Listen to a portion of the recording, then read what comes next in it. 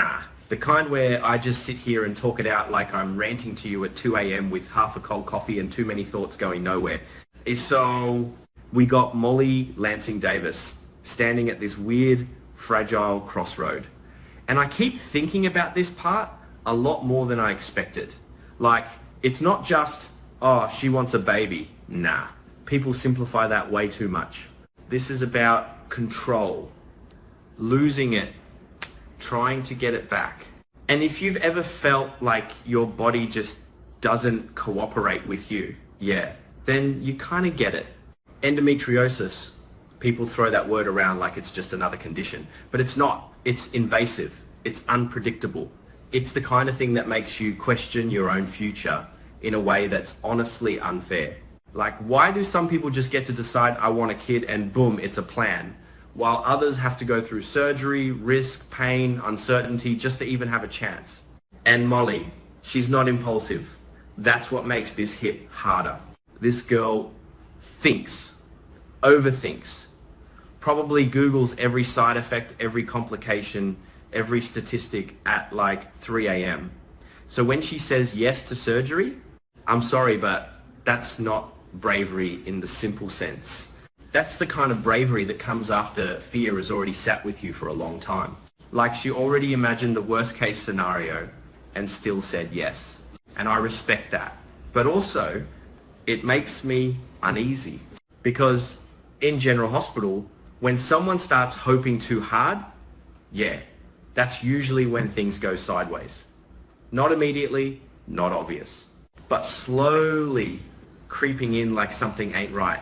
So yeah, Molly agrees to the surgery to treat the endometriosis, to maybe, just maybe, get her future back on track. And I can already picture the conversations leading up to it. Probably awkward, probably emotional, maybe even a little forced optimism like this is gonna work, right? And deep down, nobody really knows. And that's the scary part. But okay, here's where things start to twist. Like, not just medical drama twist, darker than that. We bring in Jen Sidwell. And I gotta say it straight, this dude is not playing normal villain games. He's not loud, he's not flashy. He doesn't need to walk into a room and announce himself. Nah, he's the type that watches, calculates, waits. And I hate that kind more than the obvious ones. Because at least with obvious enemies, you see them coming. Sidwell? Nah. He's the kind that turns everyday situations into weapons. And his target? Yeah, let's not pretend this is about Sonny Corinthos, but not directly. See, that's the thing. Hitting Sonny head on, that's predictable. That's war. And Sonny knows how to fight wars. But hitting his family, his people, that's different. That's psychological damage. That's slow destruction. And Molly, she becomes vulnerable at the worst possible time, in a hospital. And let me just stop right there, because hospitals are supposed to be safe. Like, that's the whole point. You go there to get fixed, to heal, to trust that the people around you know what they're doing. But what if that trust gets flipped? What if the place you go to survive becomes the place someone uses to take you out? Yeah, that thought alone already makes this storyline heavier than it looks on the surface. So let's break it down slowly, because this part matters. Molly goes into surgery. Everything goes as expected. Nothing dramatic yet. The doctors do their thing. The procedure is successful, or at least that's what they say. And this is where the show does that thing, that quiet calm before everything cracks. Alexis Davis probably hears the update first. The surgery went well, and you know she holds on to that, like really holds on to it. Because as a mum, that's the sentence you cling to. Christina Corinthos Davis. She's probably pacing, overthinking, trying not to spiral, but already halfway there. And then there's Cody Bell. And I don't know why, but I feel like he's the one who doesn't fully relax. Like, something in him just stays alert. Maybe instinct, maybe gut feeling. And listen, gut feelings, people ignore those way too much. That's lesson number one right there. If something feels off, even slightly, don't brush it aside so fast. Now, here's the part that really gets under my skin. Sidwell doesn't need chaos. He needs precision. So what does he do? He hires someone, not a thug, not someone obvious, no. Someone who can blend in, someone who can wear scrubs, carry a clipboard, smile politely, and not get questioned. A fake doctor or nurse, and that's terrifying in a very real way. Because we're trained to trust appearances, uniforms, authority. We don't stop and check credentials every time someone walks into a hospital room, we assume. And assumptions, yeah, they can cost lives. So imagine this. Molly is post-op, weak, maybe half awake, half out of it. Everything feels foggy. She's relying completely on the people around her. And then someone walks in, calm, professional, maybe even reassuring, just a routine injection. Simple words, nothing alarming. And Molly, she doesn't question it. Why would she? This is normal. This is what happens after surgery. And then the injection, a clotting agent, something designed not to heal, but to quietly destroy from the inside. And the worst part, it doesn't cause immediate chaos. It builds slowly, silently. And by the time anyone realizes something's wrong, it's already too late to stop it cleanly.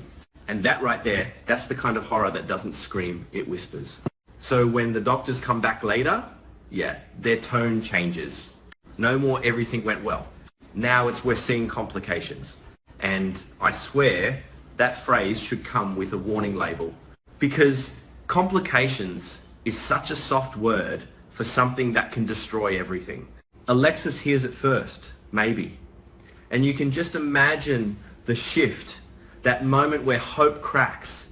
Not fully shattered yet, but cracked enough that fear starts pouring in.